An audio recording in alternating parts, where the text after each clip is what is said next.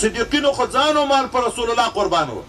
حضرت صدیق اکبر رضی الله تعالی عنه د وخت لوی تجار و، لوی مالدار و، خو چې کله اسلام راوړ بیا یې وخت داسې وخت راغی چې په کور کې دومره شی نشته چې وایي غوندې زوړ ټاټ دا ځیګ ټاټ یې د ځانه تاو کړی لنګ یې ویلی. د نبي کریم صلی الله علیه وسلم په مجلس مبارک کې ناست ده، جبرائیل علیه السلام الله تعالی راولېږه. جبرائیل علیه السلام پیغمبر علیه السلام ته ویي چې الله تعالی ویایي چې د ما سلام یې په صدیق اکبر باندې. اول پوښتنه کوي دا صدیق اکبر څنګه د د ملنګۍ جامې اغوستې دي، زوړ ټاټ یې اغوستی ده.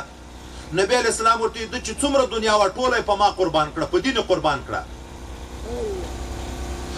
جبرائیل علیه السلام ورته ویي الله تعالی زه راولېږلم چې ورته ووایه د ما سلام په ووایه، او جبرائیل امین ورته ویي چې د ما هم سلام په ووایه. او الله تعالی پوښتنه کوي صدیق اکبر ته ووایه چې ته د ما نه په دغه مسکنت کې راضي یې که رانه خفه یې.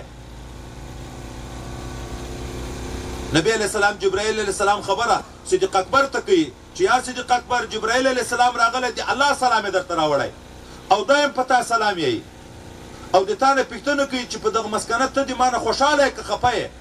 هغه په ژړا سو زه به د خپل چښتن نه د خپل مولا نه څنګه خفه کېږم، د اسلام غوندې غټ نعمت باندې مشرف کړم، که دغه دین نه وای رسول الله نه وای راغلی په کفر کې مړ وای خو زه به جهنم ته تلم. په یو مجلس کې خلک ناست دي، هر یو ښیي چې زه په ده خوشحاله یم، زه په ده خوشحاله یم. صدیق اکبر ته وایي ته د دنیا په نعمتو کې په کوم څه خوشحاله یې؟ وایي زه یو په ده خوشحاله یم چې دا د تا مخ ته ګورم، دوم په ده خوشحاله یم چې دا خپلې روپۍ په تا لګوم، دریم په ده خوشحاله یم چې خپله لور مې تا ته درکړې، ځان مال اولاد ټول چې په تا مې قربان دي په دغه زه خوشحاله یم. غلامي خو دغه ته وایي، غلامي خو دغه ته وایي چې رښتیا چې سړی د الله سره عشق کوي د صدیق اکبر لار غواړي. صدیق اکبر خو ځان او مال او اولاد ټول په دین قربان کړه، په قرآن یې قربان کړه، په رسول الله یې قربان کړه.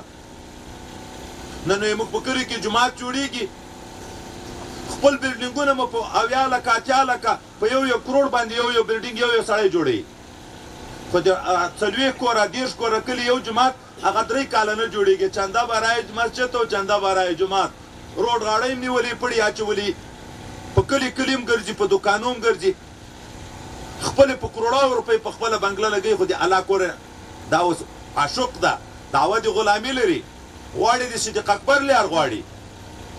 صدیق اکبر خو ځان او مال په دین قربان کړه، اته د کلي جومات نه جوړېږي.